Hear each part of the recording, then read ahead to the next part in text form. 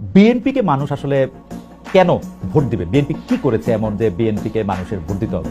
আপনি যখন আমাকে এই প্রশ্নটি করলেন, আমি যদি পাল্টা প্রশ্ন করি বিএনপিকে কেন ভোট দিবে না, আপনি তাহলে কি বলবেন? বিএনপিকে আসলে কেন ভোট দেওয়া উচিত হবে না?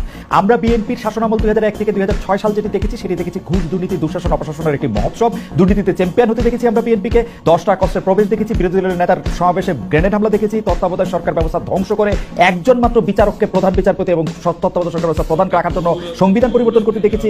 10 বছর, আমি যদি এর পরে আসি, এই 15 বছরের ফেসিবাদী ব্যবস্থায় বিএনপি নিজেরা কনফিউজ ছিল, জনগণকে কনফিউজ করেছে। আমি 2018 সালের ইলেকশনটাই সময় নাই, শুধু চট করে একটু বলি। 2018 সালের নির্বাচনটার মধ্যে এই নির্বাচন আনুষ্ঠানিকভাবে বর্জন করা হয়ই নাই। সেই নির্বাচনে কারচুপি সম্পূর্ণভাবে নিশ্চিত হওয়ার পর বিএনপি তার সংসদ সদস্য 6 জন বা 5 জনকে শপথ নিতে পাঠিয়েছে এবং মহিলা সদস্য আসলে কোটাটাও নিয়েছে। তারেক সাহেবের কথা যদি বলি, আমরা দেখেছি তারেক সাহেব এই সময়ের মধ্যে সবচেয়ে ভালো ভালো কথাগুলি বলতেছেন, সে কথা সত্য, কিন্তু তার কথা যে কেউ শুনতেছেন না সেটি হচ্ছে যে তারেক সাহেবের দলের লোকেরাই তার কথা শুনতেছে না। সেই জন্য চাঁদাবাজি থেকে শুরু করে বিভিন্ন সন্ত্রাস, থানা ঘেরাও এগুলি কিন্তু চলতেছে এবং তারেক সাহেবকেই বারবার বলতে হচ্ছে এই নির্বাচন খুব কঠিন হবে এবং এই তৃণমূল কিন্তু আসলে বিএনপির কেন্দ্রীভূত না।